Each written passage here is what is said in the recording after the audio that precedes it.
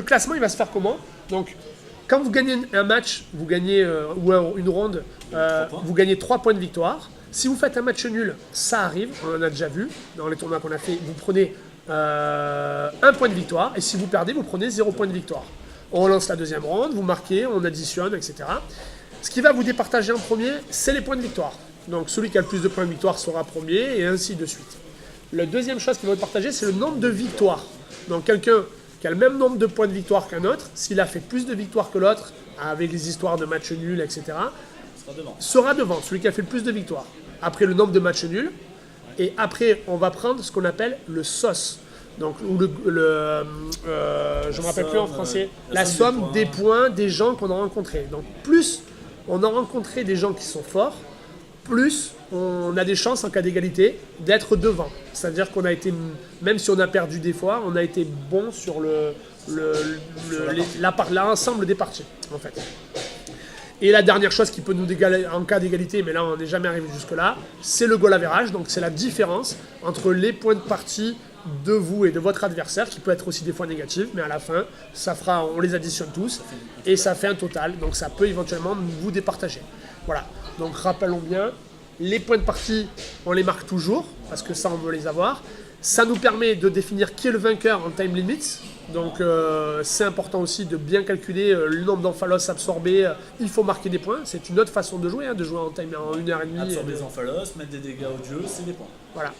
Et donc voilà à peu près comment ça va se passer au niveau des points. Donc n'hésitez pas, on a écrit le règlement, donc n'hésitez pas à venir voir, à le consulter et à poser des questions. Donc là on est là pour y répondre. Vous pouvez nous contacter, vous avez nos coordonnées, n'hésitez pas. Voilà. Au niveau de l'arbitrage, on mettra en place un certain nombre d'arbitres qui seront normalement il y aura un arbitre. Il y aura un arbitre désigné qui fera que ça pendant la durée du tournoi. Maintenant, cet arbitre, il ne connaît pas forcément toutes les règles sur le bout des doigts. Donc, il pourra être appelé à une table pour un problème de règles. S'il n'a pas la réponse de suite, il pourra aller consulter des joueurs qui sont dans la salle, qui sont plus expérimentés que lui, pour avoir des réponses et venir redonner la réponse. Donc l'arbitrage se passera comme ça, parce qu'en fait nous on est organisateurs, mais on sera aussi joueurs, parce qu'on a envie de jouer et on organise aussi ce tournoi, parce qu'on a envie de rencontrer la communauté française et envie de partager un moment de tournoi avec eux. Voilà. Autour du tournoi, donc il y a bien sûr le championnat de France, mais il n'y aura pas que ça dans le Palais Neptune. Alors comme je vous l'ai déjà dit, c'est les 10 ans l'assaut, les yeux dans les jeux. Et il y aura, ça va être ouvert, donc le Palais Neptune va être ouvert du samedi 10h du matin jusqu'au dimanche 20h.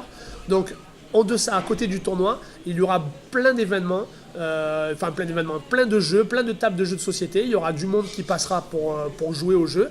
Et même nous, si on a envie, une fois qu'on a fini le tournoi, on pourra un peu rester pour continuer à jouer ensemble, pour partager encore un moment. Le championnat de France, je le rappelle, ce n'est pas qu'un moment où il y a de la compétition, mais c'est aussi un moment qu'on espère de partager des moments de jeu, manger ensemble, discuter, et c'est vraiment ce qu'on attend de ce championnat de France. Et la dernière chose qu'on peut rajouter, c'est surtout n'ayez pas peur de votre niveau. Personne ne critiquera votre niveau déjà. Puis on sera sur des règles 1.5, donc pas grand monde n'aura joué dessus. Donc plus vous jouez, plus vous aurez de l'expérience, bien sûr, mais tout le monde peut s'en sortir.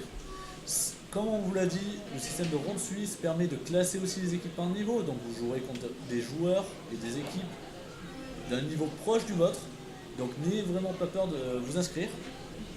Et surtout, il faut venir, parce que nous, ce qu'on veut, c'est réunir le plus de joueurs possible, rencontrer la communauté, partager des moments ensemble, comme l'a dit Pascal, et surtout que lors des derniers tournois, la communauté, c'est la première fois que je rencontre ça dans un jeu compétitif, c'est que c'est vraiment une communauté très très sympa, il y a une bonne ambiance et on aimerait la prolonger sur un week-end complet. Moi j'insiste vraiment sur ce fait qu'on recherche ça avant tout. Bon, la compétition elle y sera, il n'y a pas de problème. Monolith nous soutient, il y aura des lots, mais rassurez-vous, nous quand on organise un tournoi, tout le monde est récompensé, tout le monde ne vient pas pour rien. On vous mettra les lots en avance pour que vous sachiez ce qu'il y a comme lot, bien sûr. Mais rassurez-vous, on fait tout pour que ce soit un moment convivial, bien sûr de compétition, parce que c'est aussi le but de se faire un peu d'adrénaline et de faire la compétition. Voilà. Mais pour finir, ben voilà, c'est vraiment l'ambiance qu'on veut mettre. Et au-delà de ça, de ce tournoi, il y a toute l'ambiance qu'il y aura de festivités de cet anniversaire. Donc on pourra partager des bons moments avec vous et passer un bon moment. Sur Mythic Battle ou sur d'autres jeux. Voilà, notamment par exemple on parle du concours de peinture, on en reparlera dans une prochaine vidéo, mais bon tout ça c'est des éléments qui font que ce sera super convivial. Voilà. Donc on finit pour cette première vidéo et on fera une prochaine vidéo qu'on vous diffusera sûrement la semaine prochaine pour parler un peu des règles. Merci.